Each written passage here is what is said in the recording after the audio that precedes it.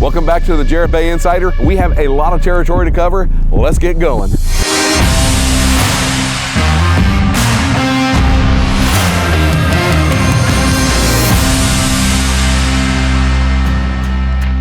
This mysterious looking structure behind me is actually the cabin for hole 65. You can see the shape of the windows. It's actually on an elevated platform, and that is so that we can have it set up exactly level. Where the windows go, there is a line. In the old days, we used to just paint that all white. But somewhere along the line, somebody had the idea that it would style it up to paint that as a continuous black, as if it was one continuous set of windows. It's become sort of the industry expectation. It looks very sharp that way, but it creates another problem, and that is that black paint has a tendency to get very hot in the sun, especially if a boat goes to the tropics, and it causes our material to heat shift underneath it. The resin they're using is a specialty resin. We call it a high heat deflection. Basically, it takes a lot more heat before it will start to soften up and print through. And they're putting on a couple of layers of glass, but then there's another layer that goes on. It's a specialty fabric that is also supposed to help in mitigating the print through when it gets hot. Sometimes you'll see it as a line or little dots, and that's what we call print through. It's kind of one of the biggest downsides to epoxy, but with this high heat deflection, it is very mitigated, and generally, we don't have any problem. We are down forward in hole 64. This is a 68 footer.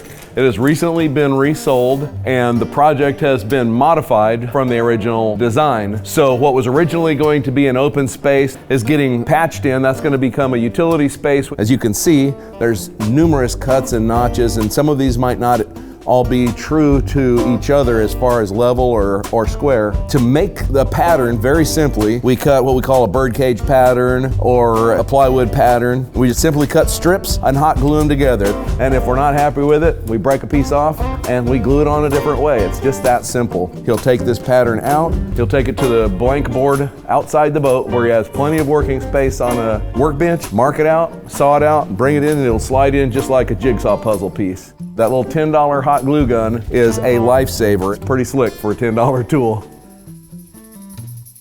We are in the engine room of hole 65. This is a 64 footer. On previous episodes, we've seen and alluded to and even had a little conversation about sonars. In this boat, we get a chance to take a look at it in an early stage. The sonar tube is really the housing that everything mounts to. The sonar will be a bolt-on unit, and it goes down into the ocean, it retracts back up. The tube itself is set up plumb in all coordinates to the water line so that it goes straight down. Our sonar tube has to be glassed in such a way that it is invulnerable. To put a very sharp point on the pencil, if that breaks, the boat sinks in about 2 minutes. Clearly, this is not a low-risk installation. So we take special pains to make sure that that is glassed in massively. We tie it into other structure so that no matter what, they should be able to run over something and tear the bottom of that sonar reader totally away and not have any risk of damaging our boat. We are underneath Builder's Choice. It's an unusual view, but we are looking at the sonar where it comes through the hull. We see the base of the sonar assembly, and that extends down when it's in operation and giving us a view cone, and then obviously retracts back up into the position where it is now. But this fairing is to create a minimum amount of disturbance as far as bubble stream going back when the boat is running, but also to keep from allowing the water to overpressurize this tube. We don't need water trying to leak inside the boat at the point where everything is coupled together along that flange. Thanks for joining us. I hope you'll tune in next time. We have a lot of really cool topics to cover. We'll catch you next time.